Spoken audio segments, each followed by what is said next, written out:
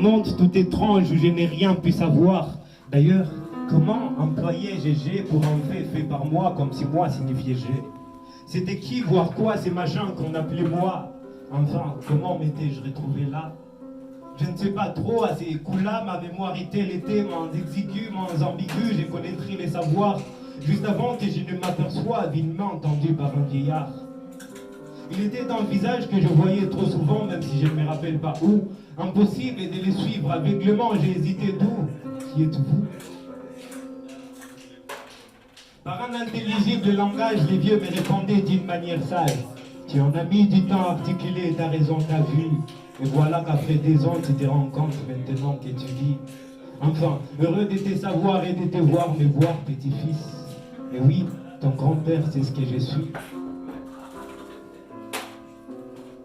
Persuadé que les anciens pouvaient tout savoir, une question pour me rafraîchir la mémoire. Grand-père, il est vrai que vous êtes un peu plus ancien que moi. Pouvez-vous me dire cependant qui suis-je moi? Les vieux s'est mis à rire et me dit écoute petit, si toi tu ne sais pas ce que tu es, je ne le saurais pas non plus, parce que je me fierai à ce que je vois, pourtant ce n'est pas bon. Bien évidemment, je ne connais pas ce qu'est un temps très franc. Alors que c'est ce que je me dois dire, le vrai toi, cette voix qui impacte sur toi en toi. Mais si tu tiens tant à te connaître, une hypothèse, tu es un être. Un être doté du souffle et des vides, la motricité, de la respiration, etc. Un peu perdu dans ce dire, je demandais, la vie c'est quoi? Pour m'amener à me taire au sommet d'une montagne, le vieux prit une pierre et me dit, contemple quel est son mot.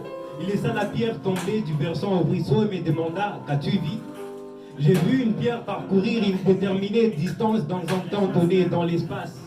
Bingo, c'est ça la vie, mais c'est un peu selon nos avis. Parce qu'il me sera difficile de la définir vu que tout le monde en a. Par une expression surprise sur un adresse, Niamena et me dit, dis-moi ce que tu vois. Captivé par les rires aux éclats de ceux-là qui vivaient la joie, j'ai vu les bourgeois se réjouir, pensant se suffire, subvenant tous leurs désirs. Jusque-là, tout semblait tenir avant que mes yeux ne s'épangent au pire.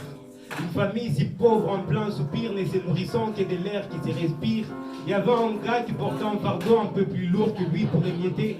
Je suis porté-fait, c'est tout ce qu'il a prétexté. Un autre hurlant sa douleur, sombrant dans un épineux tunnel. Je m'imagine qu'à sa place était déjà quelques centimètres de sa tête, les ciels. Il était en train de mourir à petit feu, je n'ai pas voulu voir ça. J'ai directement fermé les yeux, les vieux m'a dit, savoir qu'on ne sait rien et ce n'est rien savoir. Fermer les yeux malheur et ce n'est rien voir. C'est taire et ce n'est rien dire, enfin boucher les oreilles et ce n'est rien ouïr.